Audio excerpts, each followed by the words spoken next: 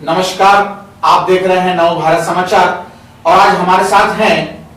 हमारे legal adviser advocate Shri Ramesh Chandra ji Dasora साहब। आइए इनसे जानते हैं देश के कुछ ज्वलंत मुद्दे जो महिलाओं और बालकों के साथ आज जो अत्याचार हो रहे हैं कि किस प्रकार से उनके लिए संविधान बना हुआ है, किस प्रकार से उनके कानून है। बात करते हैं दसोरा साहब से। नमस्कार सर। नमस्कार। कैसे हैं? बस ठीक। हमारे सभी दर्शक आपको देख रहे हैं। आज हम कुछ मुद्दों पे आपसे चर्चा करेंगे। देश में बहुत बड़े ज्वलंत मुद्दे चल रहे हैं जो लगातार ऊंचाइयां छू रहे हैं, जिस ओर सरकारें काम तो कर रही है लेकिन उनकी अकर्मण्यता भी लगातार दर्शित हो रही है। मुद्दे को लेकर बात करते हैं कि महिलाओं के साथ जो आजकल अत्याचार बढ़ रहे हैं वो किस प्रकार से उनके साथ में ससुराली जन जो हैं घर में मारपीट करते हैं, उनके साथ में उनको मतलब इस हद तक वो पहुंचा देते कि उस महिला के पास अंतिम हथियार के सिवा कुछ नहीं बचता। तो अत्याचार को लेकर और उत्पीड़न को लेकर क्या कुछ व्यवस्थाएं हैं, उसके बारे में आप थोड़ा बताइए। जी, महिला अत्याचार के संबंध में हमारे देश में समय समय पर विभिन्न कानून बने हैं जी, जिसमें सबसे पहले भारतीय दंड संहिता की धारा 498 महिलाओं के उत्पीड़न के संबंध में जो है आईपीसी में जोड़ा गया है जी। उसमें किसी भी ससुराल में रहते हुए किसी भी महिला के साथ उसके ससुराल वाले शारीरिक और मानसिक प्रताड़ना करते हैं या यातना देते हैं, तो अगर वो महिला उस प्रताड़नाओं का शिकार होकर के अगर अपनी प्रताड़नाओं से बचने के लिए अगर अपराधियों को सजा दिलाने के लिए कोई कार्रवाई कर सकती है तो 498 में अपना परिवार पुलिस थाने में दर्ज करा सकती है और उस पर अपने न्याय की मांग कर सकती है जी। विभिन्न समय पर परिस्थितियां बदली है। दहेज प्रतिषेध अधिनियम बना है। जब दहेज देश में दहेज ज्यादा लिए जाते थे, महिलाओं पर क्रूरता होती थी और महिलाओं को जला दिया जाता है, तब दहेज प्रतिषेध अधिनियम बना, जिसको दहेज को रोकने के लिए दंडात्मक कार्रवाई के सुझाव दिए गए और उसमें जो है क्रूरता के साथ साथ दहेज प्रताड़ना का भी मामला दर्ज होने लगा। तत्पश्चात महिलाओं का अपने घर से बेदखल कर देना, महिलाओं के साथ क्रूरतापूर्ण करना, व्यवहार करना और इसके बाद परिवर्तन के साथ जो है डोमेस्टिक वायलेंस एक्ट बना, जिसमें महिलाओं के साथ किसी तरह गृह में चार दीवारी में रहते हुए अपने पति और ससुराल और नातेदारों के साथ रहते हुए उसके साथ किसी भी प्रकार की प्रताड़ना दी जाती है, तो उसमें विभिन्न दंडात्मक प्रावधान किए गए हैं, जिसमें उसके मेंटेनेंस का भी प्रोविजन है और पनिशमेंट का भी प्रोविजन है, उसकी सुरक्षा का भी प्रबंध किया गया है। सारी व्यवस्थाएं उन्हें एक्ट में अपने आप दे रखी है। जिस प्रकार से क्रूरता होती है बच्ची के साथ, जिस प्रकार से अपराध कारित होता है, उस अनुसार महिला न्यायालय की शरण ले सकती है और अदालत के अंदर अपने न्याय की गुहार कर सकती है जी। और महिलाओं को दंड प्रक्रिया संहिता की धारा 125 में अपना जीवनोपार्जन के लिए भरण पोषण, अपने बच्चों का अपनों भरण पोषण के लिए भी वो हकदार होती है। ये कानून के अंदर प्रोविजंस हैं और प्रोविजंस के अंदर महिला राहत प्राप्त करने की अधिकारिणी है जी। मैं जानना चाहूंगा आपसे कि एक महिला जिसकी शादी होती है और ससुराल अपने आती है और अपने परिवारजनों के साथ, ससुराली जनों के साथ वो रहती है और पता चलता है कि उसकी कोख में कोई बेटी पल रही है, 1.5 या 2 महीने का गर्भ ठहरता है और जब ससुराली जन को यह पता चलता है, सरकार ने भी कानून बना रखे हैं कि बेटी की हत्या करना पाप है,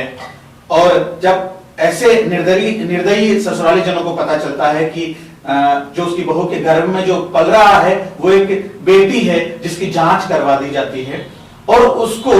बहला फुसलाकर बहू को ले जाया जाता है और दवाइयां खिलाकर किसी डॉक्टर के माध्यम से उसका गर्भपात करा दिया जाता है। इसके लिए किस प्रकार के कानून बने हुए हैं? देखिए साहब, medical termination of pregnancy act जो बना हुआ है इस देश के अंदर जी, किसी भी महिला की बिना सहमति से उसका गर्भपात नहीं किया जा सकता। उसकी सहमति आवश्यक है और वो अगर शादीशुदा महिला है तो उसके पति और उसकी महिला की सहमति आवश्यक है। अगर किसी महिला को गुमराह करके medical termination of frequency act के प्रोविजनों के खिलाफ अगर इस महिला से किसी प्रकार की प्रताड़ना करके उसका गर्भपात कराया जाता है तो भारतीय दंड संहिता में गर्भपात कराने के लिए, अवैध तरीके से गर्भपात कराने के लिए दंडात्मक प्रावधान है और जो है महिला को अपना अधिकार है, इसके लिए महिला एफआईआर दर्ज करा सकती है और न्यायालय की शरण ले सकती है। और जो गर्भपात कराया, जो भी दोषी गर्भपात कराने वाले लोग हैं, चाहे उसमें डॉक्टर है, चाहे उसमें ससुराल वाले हैं, चाहे उसका पति भी उसमें इन्वॉल्व है, तो ये सभी जो है medical termination of frequency act और भारतीय दंड संहिता के दंडनीय अपराध उन्होंने कारित किया, उनको सजा मिल सकती है। जी। अत्याचार के संदर्भ में अगर आगे की बात करें तो कुछ महिलाएं ऐसी भी है देश भर में जहां उनके साथ में काफी अत्याचार हो रहे हैं और अत्याचार इस कदर बढ़ गए हैं कि एक ससुर के द्वारा और ससुराली जनों के द्वारा अपनी बहू के पेट में कोई बच्चा पल रहा है और उसको, महिला को, बहू को 2 मंजिला छत से नीचे गिरा दिया जाता है धक्का देकर। शुक्र होता है कि उस महिला के साथ कुछ ज्यादा होता नहीं है या वो मरती नहीं है, लेकिन मरणासन स्थिति में पहुंच जाती है। तो इसके पीछे किस प्रकार से संविधान के तहत कानून बने हुए हैं, महिला किस प्रकार से अपनी कार्यवाही कर सकती है? महिला के साथ अगर इस प्रकार की क्रूरता होती है जी, तो सबसे बड़ी क्रूरता 498 के अपराध में वर्णित किया गया है भारतीय दंड संहिता में, अगर किसी महिला के साथ प्रताड़ना की जाती है। और दूसरी ये घटनाक्रम आपने जैसा कि बताया, ऊपर से धक्का दिया जाता है दूसरी मंजिल से, यानी कि वो हत्या के प्रयास का मामला बनता है। चूंकि वो एक महिला गर्भवती है जी, वैसे ही शारीरिक रूप से गर्भावस्था के दौरान कमजोर होती है और तो कहीं ना कहीं धक्का देना, आपकी बात धक्का देना कहीं ना कहीं उस महिला के साथ में 2 जीव जुड़े हैं, 2 आत्माएं जुड़ी है, 2 हत्याएं बनती है, एक बहू की और उसके गर्भ में जो पल रहा है शिशु, वो हत्या का प्रयास है जी, हत्या का प्रयास है। और अगर दफा 302 बनती है उनकी, अगर वो प्रयास है, अगर वो गिराने के बाद अगर उसकी मृत्यु होती है जी, तो वो 302 का अपराध बनता है। प्रयास किया है वो 307 का अपराध बनता है जी। तो इसके लिए ऐसा ही कुछ मामला आया हुआ था, महिला का हॉस्पिटल में इलाज होता है, उसके बाद में हॉस्पिटल में इलाज होने के बाद में घर पे आते हैं, घर पे भी उसका ट्रीटमेंट जारी रहता है और महिला का जो है एक पैर फ्रैक्चर हो जाता है, उसके साथ दूसरा पैर भी फ्रैक्चर हो जाता है, हाथ फ्रैक्चर हो जाता है और उसकी कमर फ्रैक्चर हो जाती है। मामला थोड़ा लंबा हो जाता है और महिला को किसी का साथ नहीं है, तो अगर कोई लंबा मामला खींच जाता है, महिला उस मामले को लेकर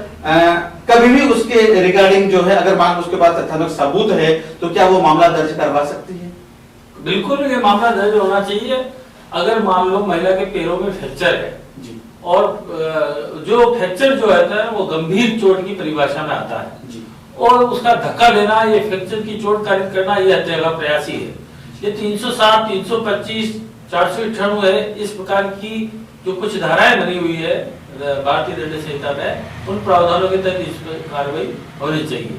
और जहां तक ये सारा क्रूरता की परिभाषा में आता है और हत्या के प्रयास में आता है, और फ्रैक्चर होने का जो स्पेसिफिक धारा दे रखी 325, वो 325 के तहत दंडनीय अपराध है जी। आगे बात की जाए कि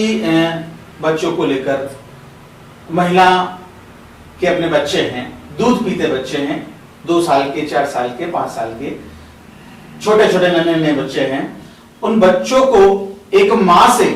अगर उसके ससुराल जन दूर कर देते हैं, मिलने नहीं देते,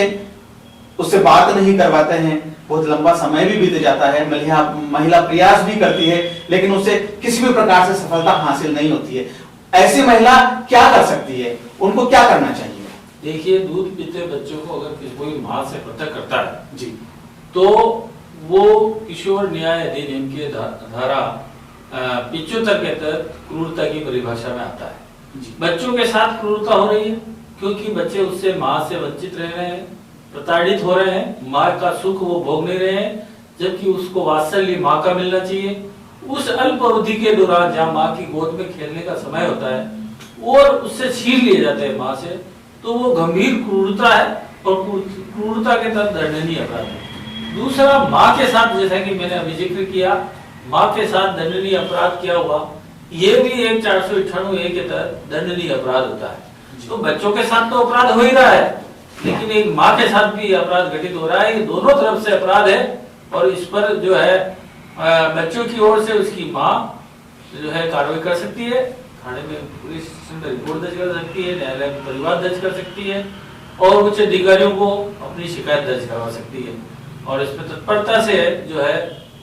कार्रवाई होनी चाहिए। और इसके लिए महिलाओं को ये अधिकार है कि जैसे उसके बच्चे हैं और उनके साथ क्रूरता हुई है, उनका अपहरण हुआ है, जैसा कि 363 आईपीसी में, तो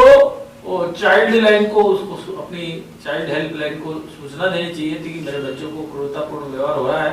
तो उसमें चाइल्ड लाइन भी हेल्प करती है और महिला चाइल्ड लाइन भी बना रखी है। उस चाइल्ड लाइन पर भी महिला अपना फोन करके अपनी सुरक्षा और अपने बच्चों की मांग कर सकती है।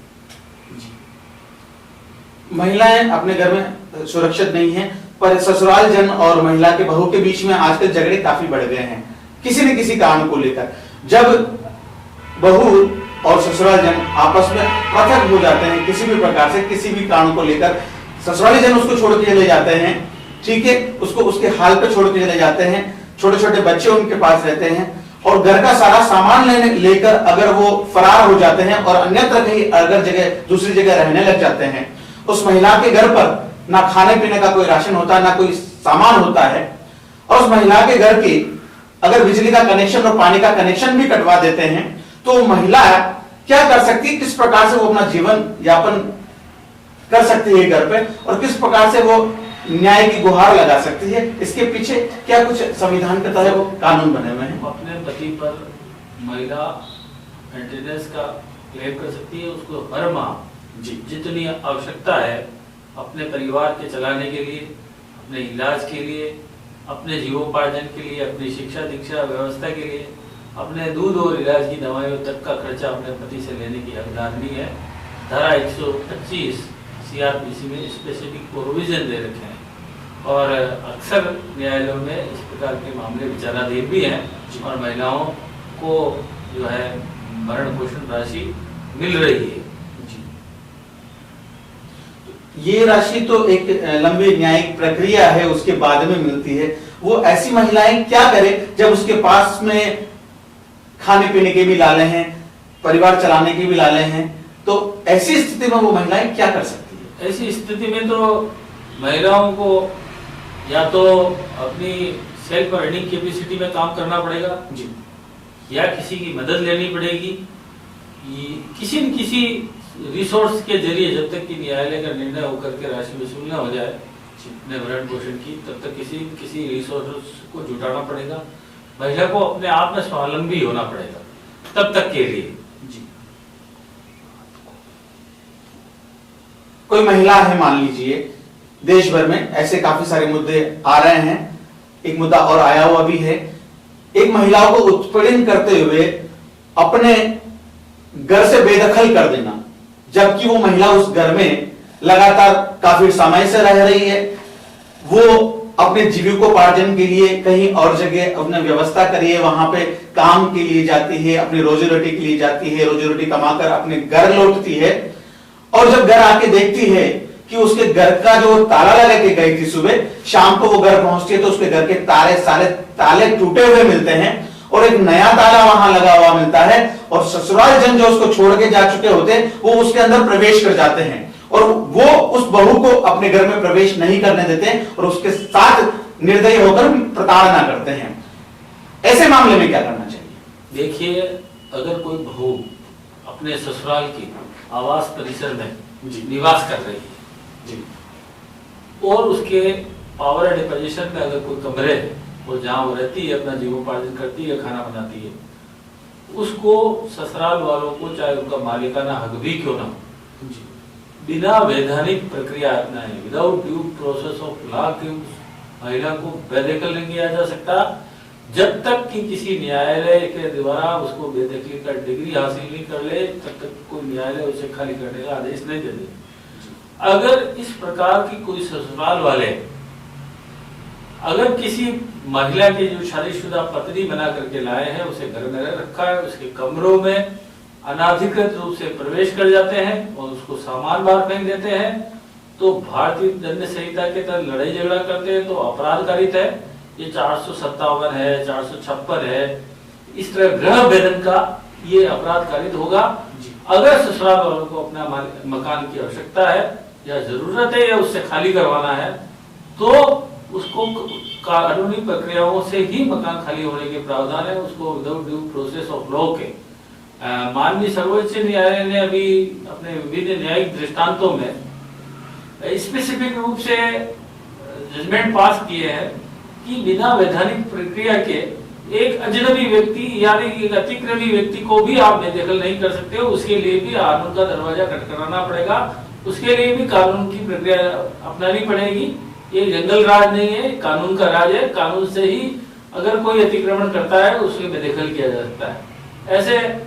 अपने न्यायिक दृष्टांत माननीय सर्वोच्च न्यायालय के हैं तो एक घर पे बहू रह रही है और उसके मकान में उसका पोजीशन है, उसके पावर एंड पोजीशन में मकान है, वो वहाँ अपना जीवोपार्जन कर रही है तो उसको बेदखल नहीं किया जा सकता।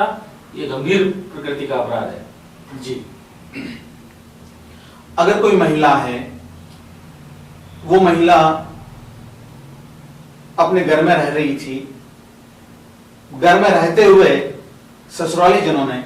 पति ने, ससुर ने, सास ने, देवर ने, पूरा ससुराली जन मिलकर उस महिला के साथ में जालसाजी कर वो महिला अगर अनपढ़ है, मात्र साक्षर जो केवल सिग्नेचर करना, अपने हस्ताक्षर करना जानती है, उसके साथ फ्रॉड कर दिया जाता है, धोखेबाजी कर दी जाती है और जालसाजी के कागज तैयार कर एक तरफा तलाक की डिग्री पारित करवा दी जाती है। वो महिला लाचार होकर केवल मुखदर्शक बनकर रह जाती है। उस महिला के साथ कोई भी नहीं है, ना उसका ये समझ लीजिए माता पिता साथ में नहीं है, ठीक है, किसी भी प्रकार से उसको तन मन धन से किसी का सहयोग नहीं है, तो ऐसी महिलाएं क्या कर सकती है, इसके पीछे क्या न्यायिक प्रक्रिया है और वो कहां इसके लिए अपने क्या कहते हैं, इसके लिए अधिकार के लिए किसके पास जा सकती है, किस प्रकार से मदद मांग सकती है। देखिए, किसी भी पारिवारिक विवाद को लेकर जी या किसी भी बात के विचाराधीन रहते हुए या किसी भी प्रकार की कोई कार्रवाई, न्यायिक कार्रवाई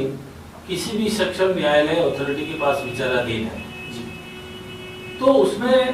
प्राकृतिक न्याय का सिद्धांत ये कहता है कि सुनवाई का अवसर दिया जाना आवश्यक है जी। तो ये प्राकृतिक न्याय का सिद्धांत है। अगर किसी न्यायिक प्रक्रिया के दौरान या अदालती कार्रवाई में अगर एक पक्ष की निर्णय और डिग्री पारित किया गया है और महिला चूंकि अपने पति के साथ ही रह रही है और पति के साथ रहते हुए कभी किसी कारण से उसको कोर्ट का जो संबंध है वो अगर तामील नहीं हो पाया या हो पाया तो उसको अनियमितता बताने के लिए पति ने विश्वास में लेकर उसको गुमराह करके उस संबंध को, उसकी जानकारी उसको नहीं होने दी और न्यायालय ने एक तरफा डिग्री पारित करवा ली जी, तो वो डिग्री को निरस्त कराने का सीपीसी के तहत प्रावधान है और विभिन्न प्रक्रियाओं में अलग अलग प्रावधान है। महिला के पास एक उपचार यह भी है कि जिस न्यायालय ने एक पक्षी डिग्री पारित की है उसको निरस्त कराने के लिए स्वयं आवेदन कर सकती है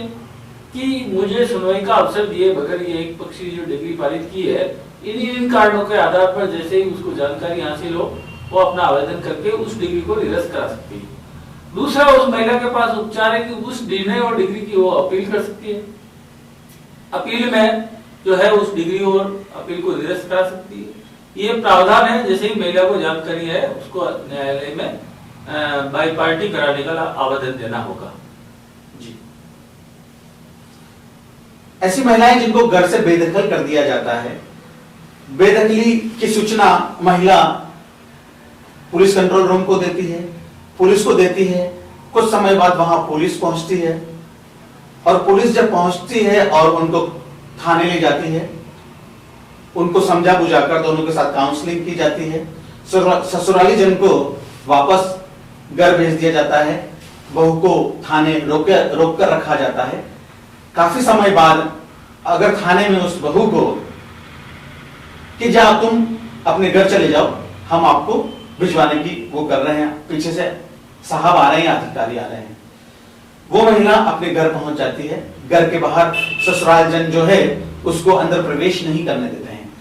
चंद पुलिस वाले भी वहां खड़े होते हैं, चौकीदारी कर रहे होते हैं, लेकिन पुलिस वाले भी उस समय उस महिला की मदद नहीं करते हैं कि चलो बोलकर कि उसको अंदर प्रवेश करा दे या रहने की व्यवस्था करा दे। रात की 10-11 बज रही होती है, उस महिला के पास कुछ भी चारा नहीं है, एक वस्त्र है जो उसने पहन रखा है, ठंड में ठिठुरती हुई रहती है, खाने पीने का कोई साधन नहीं है। ऐसी स्थिति में जब पुलिस भी उसकी मदद नहीं करती है, जब उसको मदद की आवश्यकता है, तो उस समय वो महिला आखिरकार क्या करे? देखिए सर, पुलिस का नैतिक दायित्व है कि उस महिला की मदद करनी थी, और ज्यादा से ज्यादा किसी परिवार के बीच का विवाद था तो एक सुलह वार्ता के जरिए उसको जो है उस परिवार में सामंजस्य स्थापित करना था जी। लेकिन पुलिस के द्वारा जो आप जो बता रहे हैं, जिस प्रकार का जो कृत्य उन्होंने किया, ये काफी जो है सामाजिक रूप से देखा जाए तो पुलिस के प्रति उनकी छवि को प्रभावित करने वाला जी। उच्च पुलिस अधिकारी के मार्फत भी महिला अपने न्याय की गुहार कर सकती थी। महिला को अपने उच्च अधिकारियों को इस प्रताड़ित किए जाने या इस प्रकार की घटनाक्रम होने के बारे में अवगत कराया जाना चाहिए था, और नहीं कराया है तो उच्च अधिकारियों को यह पता नहीं लग पाएगा कि इस प्रकार के हमारे पुलिस की जो सेवा है हो रही है, प्रभावित हो रही है जी। देखिए साहब, थाने के बाहर लिखा था मेरे योग्य सेवा, तो इस प्रकार कमजोर महिला, अबला, बीमार, लाचार व्यक्तियों की पुलिस को मदद करनी चाहिए थी। और चूंकि अगर पुलिस मदद नहीं करती है तो उनके उच्च अधिकारी शायद मेरे हिसाब से अवश्य मदद करेंगे। और ये जो घटनाक्रम हुआ, इसमें कहीं न कहीं पुलिस की अपनी कर्तव्य परायणता के प्रति लापरवाही कही जा सकती है, और इस लापरवाही के चलते अगर आप उच्च अधिकारियों को अवगत कराएंगे तो निश्चित वो विभागीय जांच भी करा सकते हैं, और जो भी इस मामले में दोषी होता है या इसमें अपने कर्तव्य के प्रति विमुख होता है या सेवाओं के प्रति गैर जिम्मेदार रुख अपनाता है, तो उसके लिए उच्च अधिकारी अवश्य कार्रवाई करते हैं। ऐसा नहीं है, पुलिस भी सेवा देने के लिए तैयार रहती है, तत्पर रहती है, और उच्च अधिकारी तो इसके लिए है ही है। आप जानते हो समाज में ज्यादातर पुलिस सेवा ही करती है जी, लेकिन कोई अपवाद स्वरूप कोई किसी प्रकार का घटनाक्रम हो जाता है तो वो बात अलग है जी। बेदखली के बाद महिलाएं आखिरकार रहे कहां? उनका सही ठिकाना कहां है, जिसका आगे पीछे कोई नहीं होता है, कोई परिवारजन नहीं है, सहयोग करने वाले नहीं है। आखिरकार वो महिलाएं जाए तो जाए कहां? पुलिस को इसमें पूरी मदद करनी थी, पुलिस को अपनी ड्यूटी का अंजाम दिया जाना चाहिए था, महिला की मदद करनी चाहिए थी, परिवार में सामंजस्य बनाना था, और महिला को एक छत के रूप में जहां वो रह रही थी उसको वहां शिफ्ट करना था। लेकिन अगर ऐसी परिस्थिति आ जाए कि पुलिस भी कुछ नहीं करे, ससुराल वाले भी घर से बाहर निकाल दे और सब तरह से उसके लिए रहने की कोई जगह न बचे, तो महिलाओं के शेल्टर होने की अपने आप में महिला एवं बाल अधिकारिता विभाग ने वन स्टॉप सेंटर हर जिले में बना रखा है, जहां महिला जाकर के अपनी सुरक्षा की गुहार कर सकती है, प्रताड़नाओं की गुहार कर सकती है। और वन स्टॉप सेंटर का यह दायित्व है कि वो महिलाओं को पूरा सुरक्षित करे, उन्हें सुरक्षा के उपाय सुझावे, उन्हें फ्री लीगल एड अवेलेबल कराए, कानूनी सहायता जो निःशुल्क हो, और जहां तक पुलिस की मदद है वो उनको लेने के लिए, कार्रवाई करने के लिए जो है बनाए गए हैं सेंटर है, जिस पर महिला जाकर के अपना शरण ले सकती है और अपनी कार्रवाई करा सकती है जी। महिला को जो है रात्रिकालीन में सखी सुरक्षा केंद्र भिजवा दिया जाता है, ठीक है, या फिर नगर परिषद द्वारा जो बने हुए हैं रैन बसेरे, जिसके अंदर पुरुष विद्यमान रहते हैं,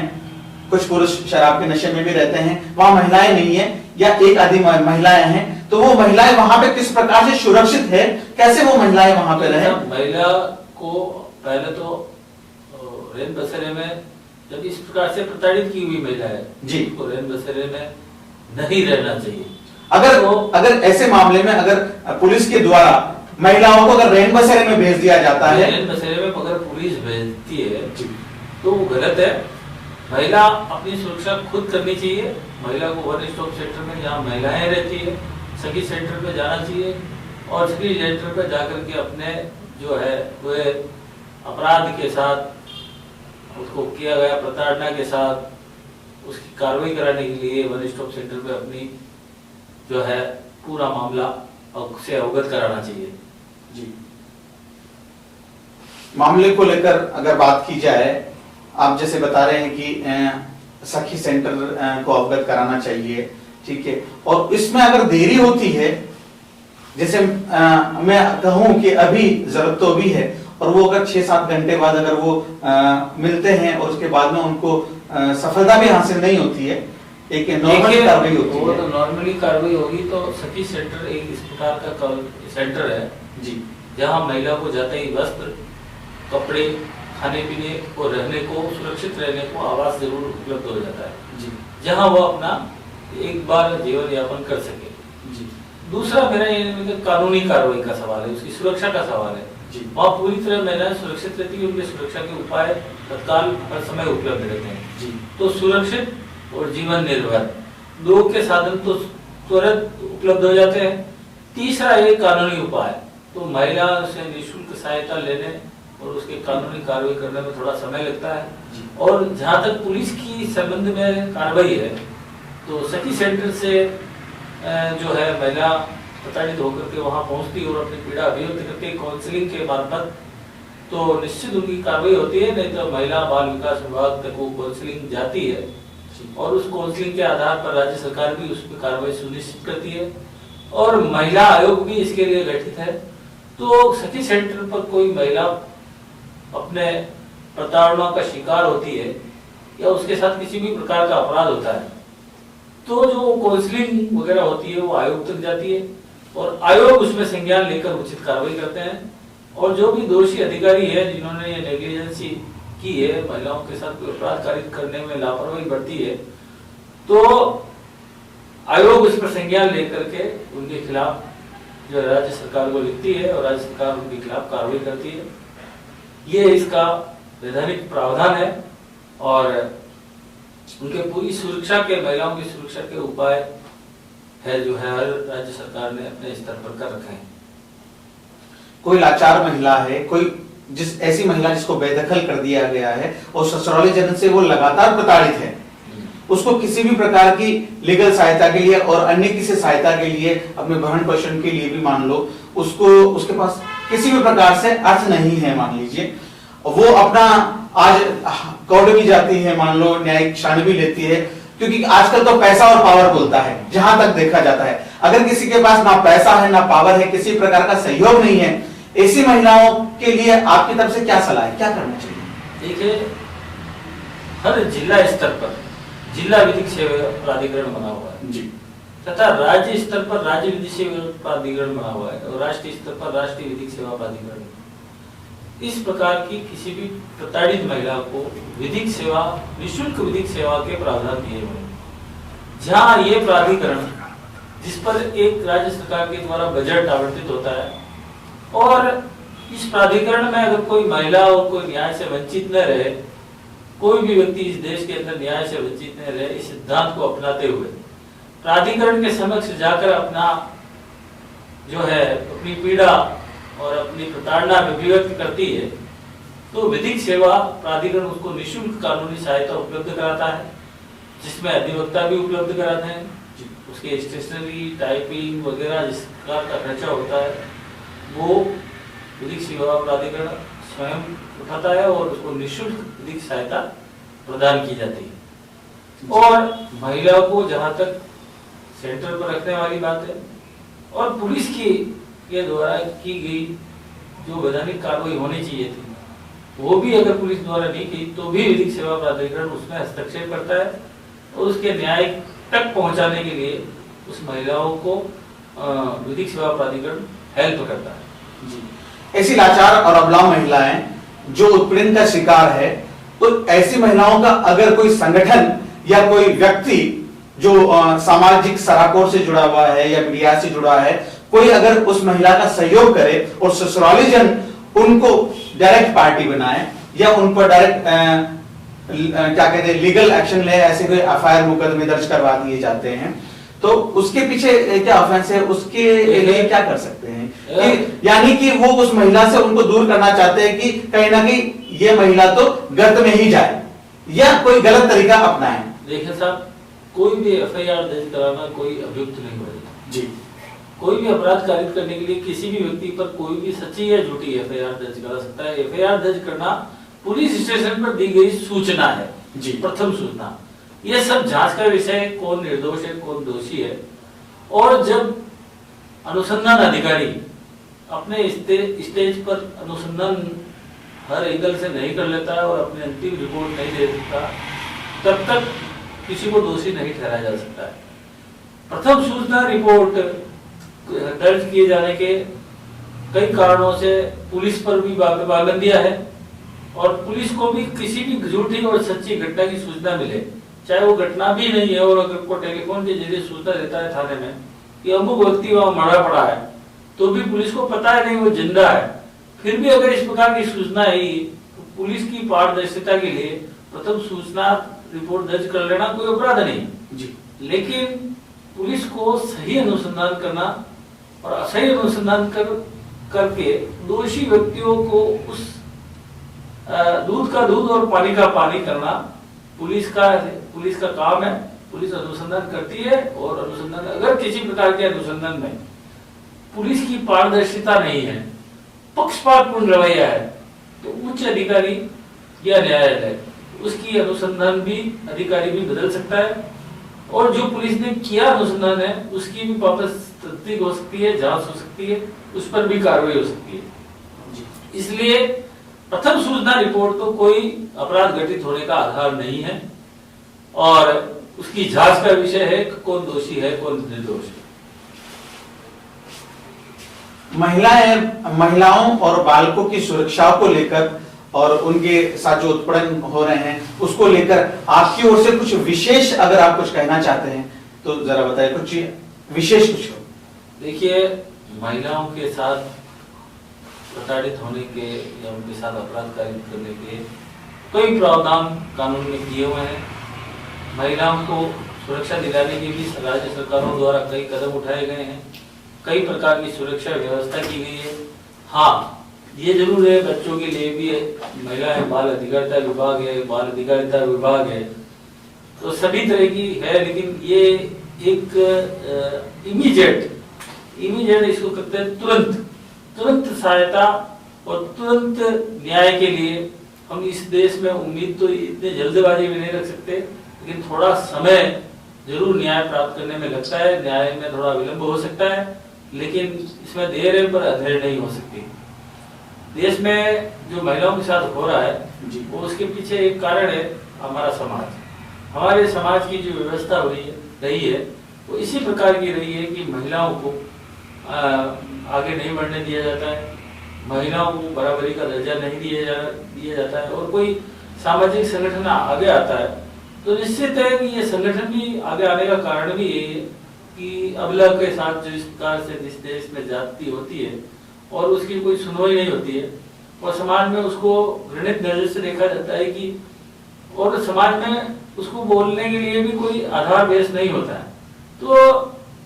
संगठन भी आते हैं, कानून भी आगे आता है, कानून भी उसकी मदद करता है, उसकी सुरक्षा की हिमायत करता है, और महिला को सुरक्षित हालत में रखने के लिए महिला थाने भी बने हुए हैं, महिला पुलिस भी है, महिला पुलिस अधिकारी भी हैं,